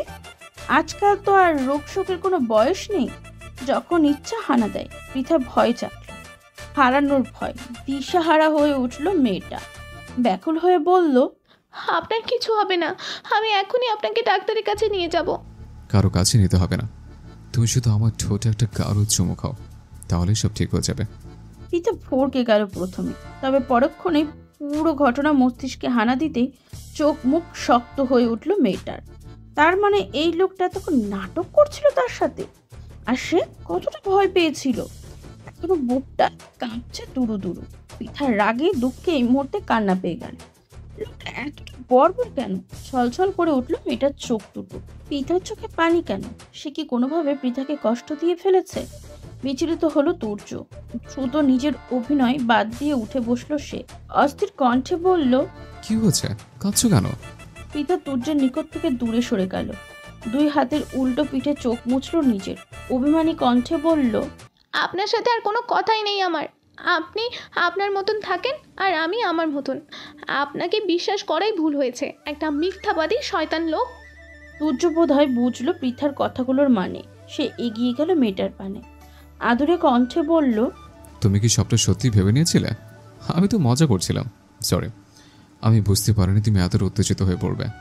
পৃথা মুখ ঘুরিয়ে নিল অন্যদিকে, অভিমানী কণ্ঠে আবার বলল, আপনাকে কিচ্ছু বুঝতে হবে না, শুধুমাত্র দূরে থাকুন আমার থেকে, আর কথাও বলবেন না আমার সাথে। সূর্য হাসলো। স্ত্রীর অভিমান তারে বিচলিত হওয়ার কথা থাকলেও প্রশান্তি অনুভব করলো। পৃথা তাকে নিয়ে ভেবেছে, তার একটু অভিনয়ে দিশাহারা হয়েছে, এর থেকে সুখকর কি হতে পারে? পৃথার কথা অনুযায়ী নিজেদের মধ্যে দূরত্ব বাড়ালো না সূর্য, বরং নিজের দুহাত বাড়িয়ে শক্তভাবে জড়িয়ে ধরলো স্ত্রীকে। আদুরে কণ্ঠে বলল, তোমার থেকে দূরে সরে থাকা এ জীবনে হয়তো আমার দ্বারা সম্ভব নয় বউ। আর কথা না বলে থাকা তো অসম্ভবের উপরও অসম্ভব। আমার বউয়ের সাথে আমি কথা না বলে কিভাবে থাকবো? অভিমানের মধ্যে প্রিয় মানুষটার সান্নিধ্য পেলে অভিমান প্রথম পর্যায়ে বাড়ে বই কমে না। পরবর্তীতে হয়তো প্রিয় মানুষটার আদর ভালোবাসাটা একটু একটু করে কমে যায়। পৃথার অভিমানটাও ঠিক তেমন আকারই ধারণ করলো। হাত চালিয়ে সূর্য থেকে ছাড়িয়ে নিতে চাইলো নিজেকে, সূর্য ছাড়লো না। হুট করে সে প্রশ্ন করে বসলো, ভালোবাসো আমায়? পৃথা থমকে গেল, হৃদয়ের কম্পন ধরল তার। ভালোবাসা? সত্যি কি সে ভালোবাসে সূর্যকে? যদি ভালোই না বাসতো, তবে তার হৃদয়ে সূর্যকে নিয়ে এই অনুভূতিগুলো কিসের? পৃথা চোখ তুলে তাকালো সূর্যের পানে। সূর্য আত্মভাবে চুমু খেলো স্ত্রীর ললাটে, মৃদু কণ্ঠে আবার শুধালো, ভালোবাসো আমায়? পৃথা ট্যাপ ট্যাপ করে কিঞ্চিত সময় নিয়ে তাকিয়ে রইল সূর্যের পানে। অতঃপর ওষ্ঠ ফাঁক করলো কিছু বলার উদ্দেশ্যে, কিন্তু বলতে আর পারল না। তার আগেই বিছানায় ফেলে রাখা সূর্যের মোবাইলটা বেজে উঠল প্রবল সংঘাত তুলে। সূর্য বিরক্ত হলো, বউয়ের সাথে এত সুন্দর একটা মুহূর্ত আবার কে বিরক্ত করে? অবশ্য সবসময় এমনই হয়, ওরা কপল তার। বউয়ের একটু সান্নিধ্যে গেলেই পুরো পৃথিবী বিপক্ষে চলে যায়। তার জীবনের একটু ভালো মুহূর্ত সহ্য হয় না কারো। মনের মধ্যে একরাশ বিরক্তি নিয়ে নাম্বার না দেখেই কলটা ধরল সে। পৃথার পানে দৃষ্টি রেখেই বলল, হ্যালো, আসসালামু আলাইকুম, কে বলছেন? ওপাশ থেকে কি বলল শোনা গেল না, তবে মুহূর্তেই চোখ মুখ শক্ত হয়ে উঠল সূর্যের। পৃথাকে ধরে রাখা হাতটাও আলগা হলো। গম্ভীর কণ্ঠে বলল, আসছি আমি। কথাটা বলেই কল কাটলো সূর্য। পৃথাকে ছেড়ে উঠে দাঁড়ালো সে। বাসায় পরা টি শার্টের ট্রাউজার শরীরে নিয়ে পা বাড়ালো বাইরের দিকে। যেতে যেতে পৃথাকে বলল, আমার আসতে দেরি হতে পারে, ঘুমিয়ে পড়ো তাড়াতাড়ি। আগে কখনো প্রীতা পিছু না ডাকলেও আজ কেন যেন মেয়েটার পিছু ডাকলো তুর্যের। হুট করে বলল, শুনুন। তুর্য থমকে দাঁড়ালো, পিছু ফিরে বলল, বলবে কিছু? এলোমেলো দৃষ্টি ফেলল পৃথা, ইতস্তত করে বলল, তাড়াতাড়ি ফিরবেন, আমি আপনার অপেক্ষায় থাকবো। তুর্যের হৃদয়ে শিহরণ জাগলো, প্রশান্তিতে ভরে উঠল মন প্রাণ। এতদিন প্রতিবার কাজে বের হওয়ার আগে পৃথার মুখ থেকে যে বাক্যটা শোনার জন্য ছটপট করতো সে, আর ঠিক সেই বাক্যটাই শোনার ভাগ্য তার হলো। পৃথার কথার পরিপ্রেক্ষিতে তুর্যের ভীষণভাবে বলতে ইচ্ছা হলো, অপেক্ষা করার প্রয়োজন নেই, খেতে ঘুমিয়ে যেও তুমি। কিন্তু শেষ পর্যন্ত এই বাক্যটা কণ্ঠে ধারণ করতে হৃদয়ের সাই জানালো না। হৃদয় চাইল পৃথা তার অপেক্ষায় থাকুক, নিজের কাজ শেষে বাড়ি ফিরে বউটাকে তার অপেক্ষারত থাকতেই দেখুক। তুর্য আবার পিছন ঘুরে এগিয়ে এলো পৃথার পানে, একটু ঝুঁকে মেয়েটার কপালে ঠোঁট ছুঁয়ে বলল, আসছি আমি। কথাটা বলেই পরপর কক্ষ থেকে বেরিয়ে গেল তুর্য, আর পিছু ফিরে তাকালো না। বাড়ি থেকে বের হতে হতে পকেট থেকে নিজের মোবাইলটা বের করলো, স্ক্রিন ঘেটে কল লাগালো আরুষকে, গম্ভীর কণ্ঠে প্রশ্ন করলো, ওদিকের কি অবস্থা আরুষ? ওপাশ থেকে আরুষের বিচলিত কণ্ঠস্বর শোনা গেল। কোনো প্রকার ছেলেটা নিজের কণ্ঠনালী ভেদ করে বলল, অবস্থা ততটা ভালো নয় স্যার, ইতিমধ্যে আমাদের 5 জন কর্মী বাজেভাবে আহত হয়েছে। তপ্ত নিঃশ্বাস ফেলল তুর্য, ছোট্ট করে বলল, আসছি আমি, ততক্ষণ ওদিকটা সামনে রাখো। কল কাটলো তুর্য, দ্রুত নিজের গাড়ি বের করে চেপে বসলো তাতে, চোখ মুখ শক্ত রেখে ছুটে চলল গন্তব্যে। কিছুটা সময় অতিবাহিত হলো, রাতের গভীরতা বাড়ল আরো, সেই সাথে দিনের আলোয় ঘেরা উজ্জ্বল প্রকৃতি যেন কালো আধারে ঢাকা পড়ল। সেই আধারময় রজনীর অপেক্ষায় কাতারে ফেলে তুর্য তার গাড়িটা দাঁড় করালো গাছপালায় ঘেরা এক জঙ্গলের সম্মুখে। এমনি দিনের আলো এই পুরো জঙ্গল নীরব নিস্তব্ধ হয়ে পড়ে থাকলেও রাতের আধারে তা জমে ওঠে, পরিণত হয় মাদক, ইয়াবা, গাঁজা, হিরোইন ব্যবসায়ীদের আখড়ায়। রাতের আধারে কালো জগতের রমরমা ব্যবসা চলে এখানে, আর এই কালো জগতের মূল হোতা ছিলেন শাহিন মির্জা। তাকে 304 ডিগ্রিতে যখন ডিম থেরাপি দেওয়া হলো, তখন নিজে থেকেই এই আস্তানার কথা স্বীকার করেছেন কর্তৃপক্ষের নিকট। আরুষ তথ্যটা পাওয়ার পর সময় ব্যয় করেনি, নিজ দায়িত্বে পালনে নিজেদের বাহিনীর স্বল্প কিছু জনবল নিয়ে এসেছিল অপরাধীদের ধরার নেশায়।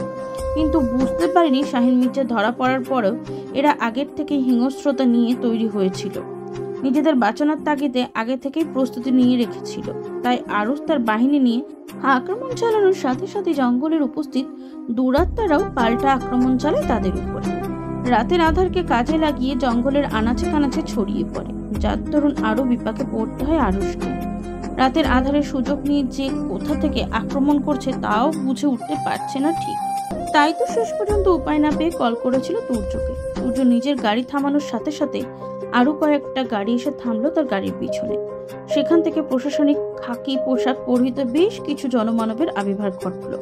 তুর্য সজাগ দৃষ্টিতে তাকালো চারপাশে, আদেশের সুরে বলল, জঙ্গলে চারদিক থেকে ঘিরে ফেলুন, একটাও যাতে জঙ্গল থেকে বেরিয়ে পালাতে না পারে।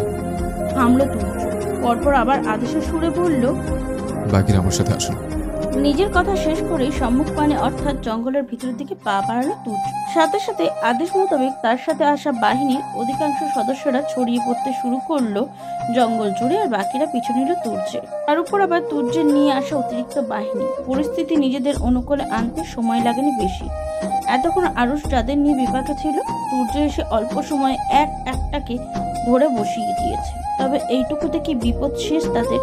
তুর্য জঙ্গলের মধ্য বরাবর দাঁড়িয়ে তাদের হাতে ধরা পড়া সন্ত্রাসীদের উদ্দেশ্যে বলছিল কিছু। তাদের এই কালো ব্যবসা সম্পর্কে টুকটাক তথ্য নেওয়ার প্রচেষ্টা চালাচ্ছিল উপস্থিতভাবে। আরশও তার পাশে দাঁড়িয়ে দেখছিল চারিদিকটা। হঠাৎ জঙ্গলের এক ঝোপের আড়াল থেকে বেরিয়ে এলো সন্ত্রাসীদের মধ্যে লুকিয়ে থাকা একজন। কেউ কিছু বুঝে ওঠার আগে সন্ত্রাসী রোগা পটকা ছেলেটা তার এক হাত দ্বারা পিছন থেকে চেপে ধরল তুর্যের গলা, আর অন্য হাতে বন্দুক নিয়ে ধরল তুর্যের কপালে। হড়বড়িয়ে বলল, আমাদের লোকগুলোকে এখনই এই মুহূর্তে ছেড়ে দে, নয়তো গুলি করে এটার খুলি উড়িয়ে দিব। আকস্মিক এমন আক্রমে চমকে গেল উপস্থিত সকলে। কোনো লুকিয়ে থাকা সন্ত্রাসী যে হুট করে এইভাবে তাদের স্যারের উপর আক্রমণ করে বসবে তা কেউ কল্পনাতেও আনতে পারেনি। বাহিনীর সকলের মধ্যে আতঙ্ক ছড়িয়ে পড়ল মুহূর্তে। এক প্রকার ভয়ে দিশাহারা হয়ে সকলে বন্দুক তাক করলো ওই দুরাত্মা সন্ত্রাসীর পানে। আরো ঢোক গেল সন্ত্রাসীর পানে, নিজের হাতে থাকা বন্দুকটা ধরে রেখেই বলল, স্যারকে ছেড়ে দে, নয়তো তোর প্রাণ নিয়ে ফেরা হবে না বলে দিলাম। বন্দুক নিচে নামা, নয়তো ভালো হবে না কিন্তু। ওদের বসের জীবনের শেষ ঘন্টা এখানেই বাজিয়ে দেবো। কেউ কিছু বলা বা বন্দুক নিচে নামানোর আগেই চেঁচিয়ে উঠল তুর্য। কটমট করে বলল, এই বেয়াদব, এভাবে গলা জোরে ধরে আছিস কেন? তুই কি আমার বউ লাগিস? হতচ্ছাড়া, গলা ছাড় বলছি। থামলো তুর্য, নাক মুখ কুচকে আবার বলল, তোর মতো রোকা পটকা বলো শিয়ালকে বিয়ে করতে যাবো কোন দুঃখে আমি? আমাকে রুচির দুর্ভিক্ষ লেগেছে? আমার ঘরে সুন্দরী বউ আছে, আর আমার গলা ধরার অধিকার একমাত্র তার। গলা ছাড় বলো শিয়াল। এমন একটা ভীতিকর পরিস্থিতিতেও তুর্যের এহেন লাগাম ছাড়া কথায় ভড়কে গেল সবাই। এই পরিস্থিতিতে এমন কথা কারোর কণ্ঠে আসতে পারে ধারণা ছিল না কারো। কেউ হাত থেকে বন্দুক ফেলবে কি, এমন কঠিন মুহূর্তে এসেও তুর্যের এমন বেফাস কথায় আহম্মক বনে দাঁড়িয়ে রইল সকলেই। সন্ত্রাসীর নামধারী ছেলেটা প্রথমে ভড়কে গিয়েছিল কিঞ্চিত পরিমাণে, তবে পরক্ষণে নিজেকে সামলে নিল সে। তার এখন একটাই বাঁচার পথ। ভড়কে গিয়ে এই পথ যদি হারিয়ে ফেলে তবে সারা জীবন অন্ধকার এক কুঠুরিতে কাটাতে হবে, আর নয়তো মরতে হবে। ছেলেটা ঢোক গিলল, নিজেকে ধাতস্থ করে শক্ত কণ্ঠে বলল, একদম চালাকি নয়, আমার সাথে চালাকি করছিস? তুর্যের চোখ মুখে নিরীহ আভা ফুটে উঠল। ঠোঁট উল্টে বলল, আমার শাশুড়িকে তোর সাথে বিয়ে দিয়ে ওই রাজাকার শ্বশুরটাকে বউ ছাড়া করবো। আমার শ্বশুরের পদগুলো 2টা সার, আল বদর আল শামস সহ সব সম্পত্তি তোর নামে লিখে দেব। আমার বউ এমনি ভয়ঙ্কর ধাঁচের মহিলা, তুই আমার গলা ধরেছিস জানতে পারলে আমার গলায় চেপে দেবে।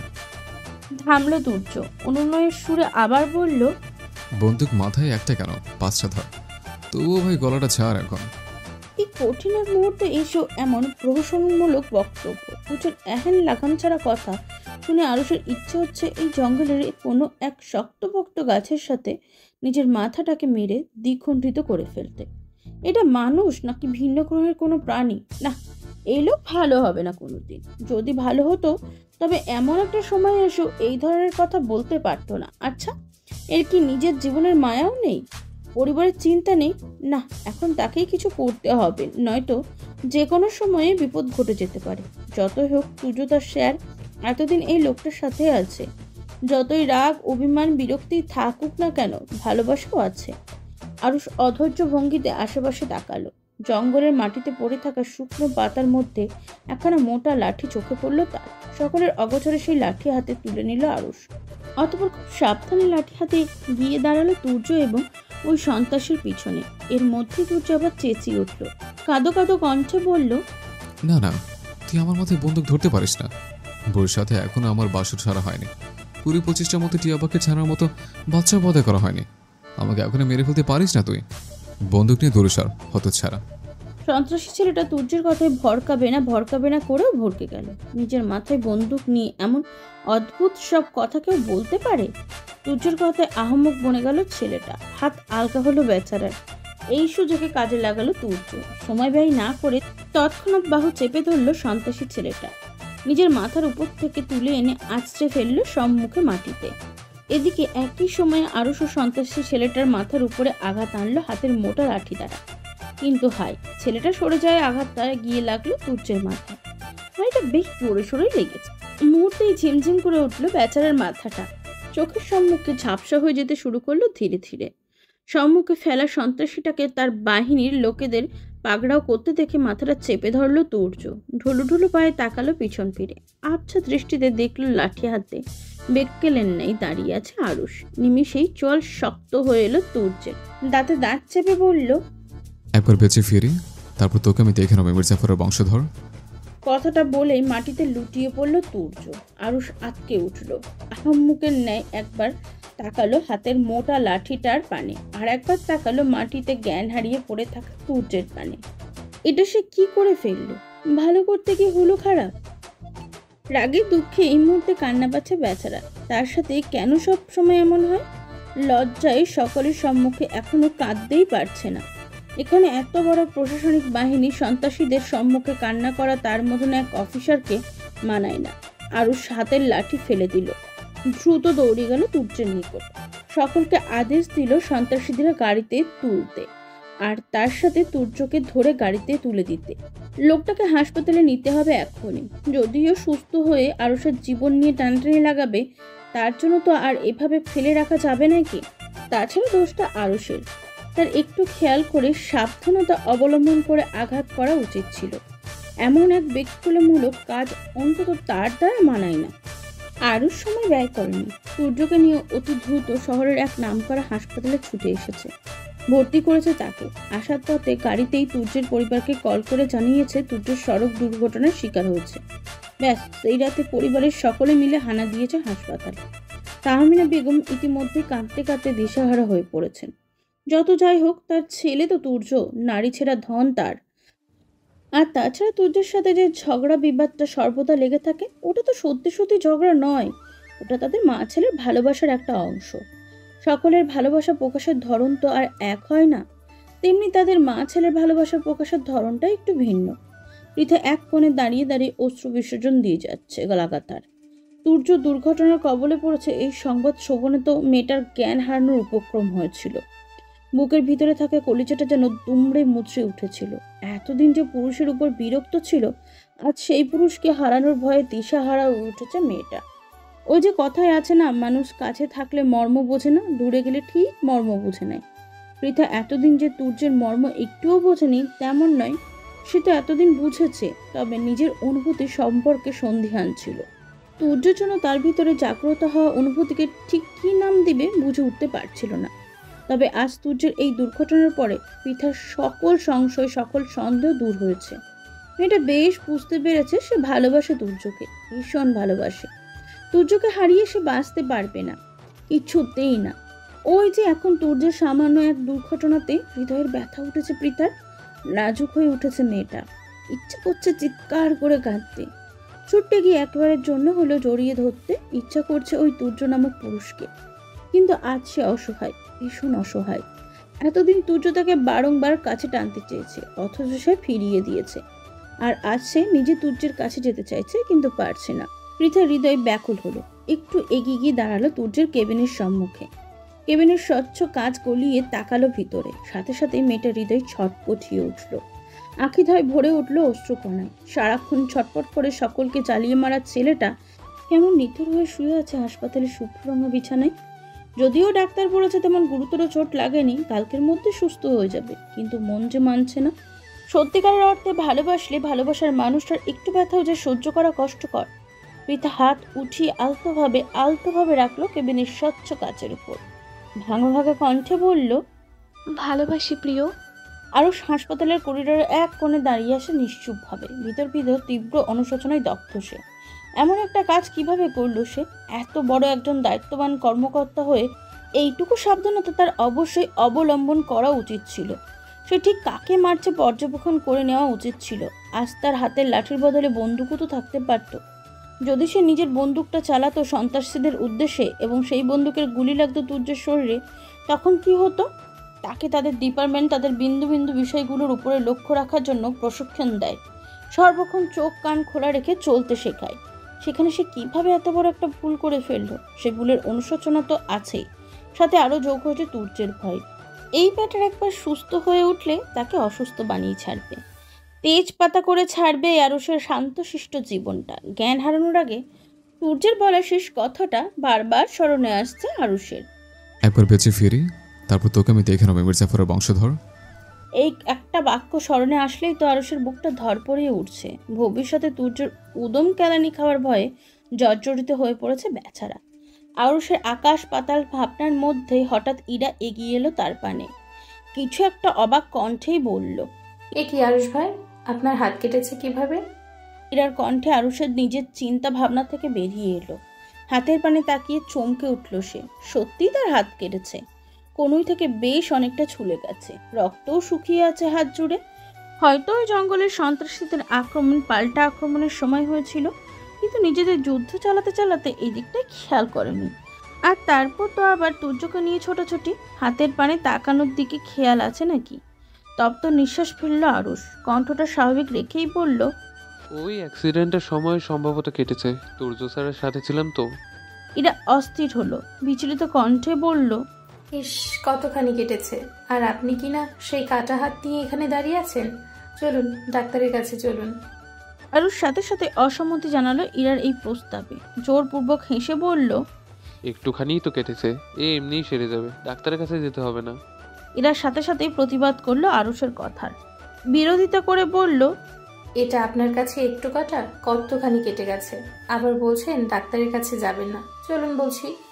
আরুষ তবু বাধা দিচ্ছিল ইরাকে। শেষমেশ মেয়েটা উপায় না পেয়ে নিজের এক হাত বাড়িয়ে ধরলো আরুষের ভালো হাতটা, শাসিয়ে বলল, আর একটা কথাও বলবেন না। আপনার হাত অল্প কেটেছে নাকি বেশি তা আমি বুঝে নিব। আপনি আসুন আমার সাথে। ইরার আকস্মিক এমন স্পর্শে কেঁপে উঠল আরুষ। এটাই তার প্রিয়সীর থেকে প্রথম স্পর্শ। কেমন শিহরণ জাগলো হৃদয়ে। তার থেকেও ভালো লাগলো ইরার এই জোর করা অধিকার দেখানো। আরুষের হৃদয়টা প্রশান্তিতে ছেয়ে গেল। ইরার উপরে আর একটা কথাও বলল না সে, শুধুমাত্র মন্ত্রমুগ্ধের ন্যায় এগিয়ে চলল ইরার পিছু পিছু। মেয়েটা তাকে টেনে নিয়ে ঢুকলো এক কেবিনে। এক রাতে এই অল্প স্বল্প চিকিৎসার জন্য ডাক্তার খুঁজে না পাওয়া গেলে একজন নার্সের শরণাপন্ন হলো তারা। নার্স মহিলাটা তার চিকিৎসার সরঞ্জাম নিয়ে বসলো আরুষের পাশে, নিজের মতন করে ওষুধ লাগাতে শুরু করলো তার হাতে। তবে সেদিকে কোনো খেয়াল নেই আরুষের। সে এখনো এক দৃষ্টিতে তাকিয়ে রয়েছে ইরার পানে। আরুষকে এইভাবে তাকিয়ে থাকতে দেখে কপাল কুঁচকালো মেয়েটা। এক ভ্রু নাচিয়ে প্রশ্ন করলো, সমস্যা কি? আমার দিকে ওভাবে তাকিয়ে আছেন কেন? এমনি। এই যে শুনছো মাই প্রিয় শ্রোতা বন্ধুরা, তোমরা শুনছো সিটি অফ লাভ প্রেরিত প্রেমে সিক্ত গল্প। আর আমাদের সাথে পথ চলতে do like, comments and share. আর সাবস্ক্রাইব করতে কিন্তু একদম ভুলবে না। টাটা।